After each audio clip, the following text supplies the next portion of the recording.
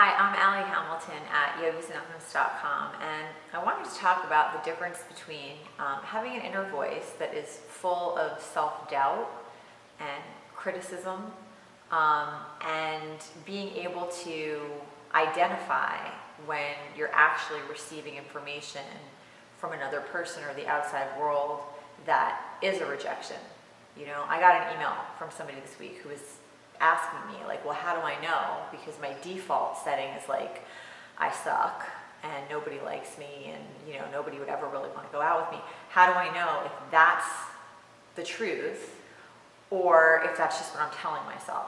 And so I think, you know, if that is your default setting, that's probably the first thing to look at. Like, how do we start to work on that so that your default setting becomes kindness, compassion, you know. You really want to have an inner voice that's rooting you on. You don't want to have an inner voice that's tearing you down. So that would be like the first thing. But the second thing is, you know, sometimes people head into a situation and they've already decided it's not going to work. I'm going on this date, but, you know, I know this person isn't going to like me. Well, if you walk in with that feeling and that energy, it's going to affect the whole equation.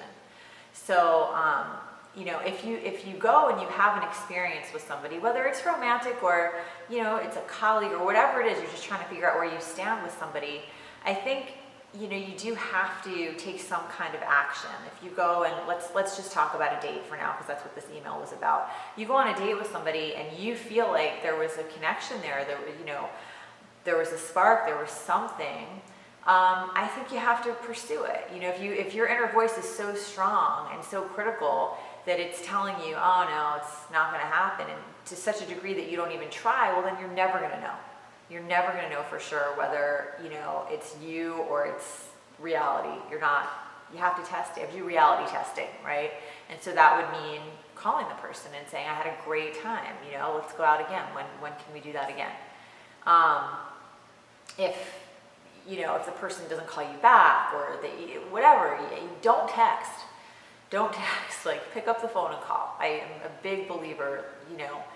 I think people are hiding behind their gadgets too much too. That's another thing. And I also think there's a lot of fear where people will ask you to have tea and you're like, is this tea or is this a date? Like, what is this person like me or do they just like me?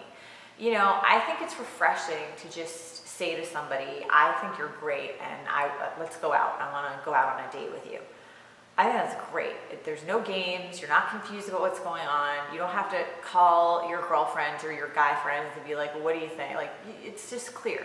If the person isn't into that, they tell you right away. You don't waste your time and energy, you know, on to the next thing. So I think there's a lot. I'm going off in many different directions here. But I think the main thing is just to, first of all, work on your inner voice. If it isn't kind, that's something you could be doing on your yoga mat for sure. You do not have to feed a critical inner voice. You can start to feed a really loving one. And I think the second thing is have some belief in yourself, you know, and at least put the feelers out. And then if you get a response that's not the one that you're looking for, you get no response, whatever it is, which I also think is lame. I think everybody deserves at least the respect of a response. Don't let a lack of response or a negative response feed that inner critic. You know, just, okay, this wasn't the thing.